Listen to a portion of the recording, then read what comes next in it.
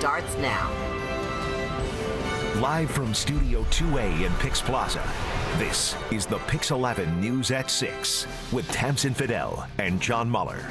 Okay, maybe you've got a resolution to get in better shape this year, but let's face it, going to the gym isn't getting any easier. And advances in cosmetic surgery have given rise to a growing trend. We're talking about the booty boom.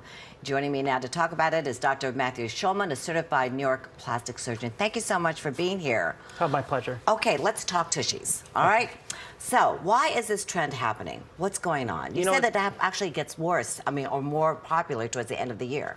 Right. I mean, we've been seeing this sort of start over the past couple of years, and I think the first obvious answer is all the celebrities. I mean, you have Kim Kardashian, Sofia Vergara, Nicki Minaj.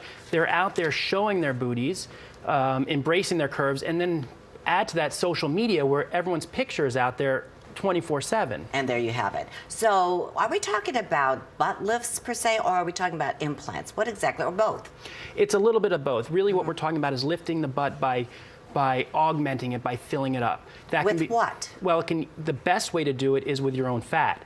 So what I actually will do is take fat from places you don't want it. So I give you that nice tiny waist, the curves you want, and then we take that fat, and instead of throwing it away, I put in your butt to give you more projection, put in the hips to give you more curves. It all sounds good, but how long does that last, first of all? This is your own body's tissues. It's a transplant, so it lasts forever. So this is not something you have to worry about it disappearing in a year or two. You have it forever. Okay, what about implants? I've heard a lot of people get those implants. And what do they use? Do they use breast implants, or are they implants specifically for the butt? These are implants specifically for buttock augmentation. So these are silicone implants that are solid, so they're different than breast implants.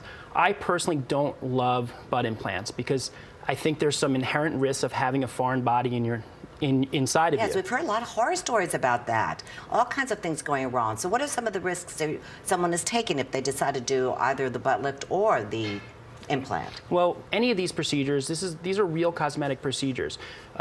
These are done under general anesthesia. You want to make sure that you're healthy and that your surgeon is a board-certified plastic surgeon that's experienced in this procedure. Yes, but then what after you get a butt implant? This is a question that has been on. I've thought about, not that I've thought about getting one of these, but is it uncomfortable to sit down on them?